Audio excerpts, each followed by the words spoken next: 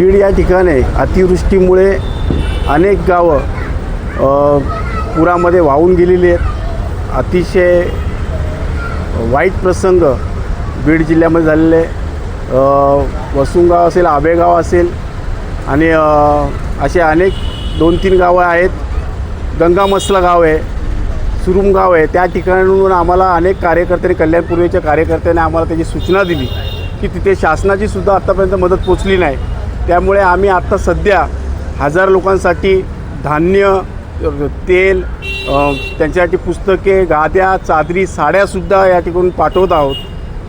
परत ह्याच्यानंतर त्या ठिकाणी कसल्या प्रकारची कमतरता भासल्यास आम्ही परत टेम्पो पाठवणार आहोत। या ठिकाणी इमिजिएटली मातोश्री गुंजाई फाउंडेशनच्या माध्यमातून, खासदार श्रीकांतजी शिंदेसाहेबांच्या फाउंडेशनच्या माध्यमातून या ठिकाणाहून आम्ही पूरग्रस्तांना त्या ठिकाणी या मदत नव्हे तर हे कर्तव्य म्हणून माणुसकी जपण्यासाठी, एक माणुसकीचा संदेश पोहोचण्यासाठी कल्याण पूर्वेच्या वतीने या ठिकाणाहून आपण त्या ठिकाणी लोकांच्या लागणाऱ्या गरजा, वस्तू ज्या आम्हाला तिकडनं मागणी केली ते आम्ही पाठवतो आहे।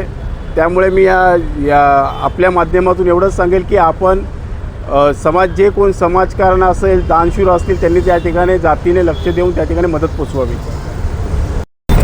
मला वाटतं महेश दादा आजच नाही तर खूप पूर्वीपासून, जसं कोविड काळ पण होता त्या काळात सुद्धा दादाने अशाच प्रकारे गोरगरीब जनतेला कायम वैद्यकीय सेवा असेल, ज्या त्यांचा मूलभूत म्हणजे अन्न, वस्त्र असेल, तर ह्यासुद्धा गोष्टींची दादाने कायमच लोकांना मदत केली असेल। म्हणजे दादा सामाजिक क्षेत्र असू दे, राजकीय क्षेत्र, कुठल्याही क्षेत्रामध्ये दादा आजपर्यंत कधी कमी पडलेला नाही।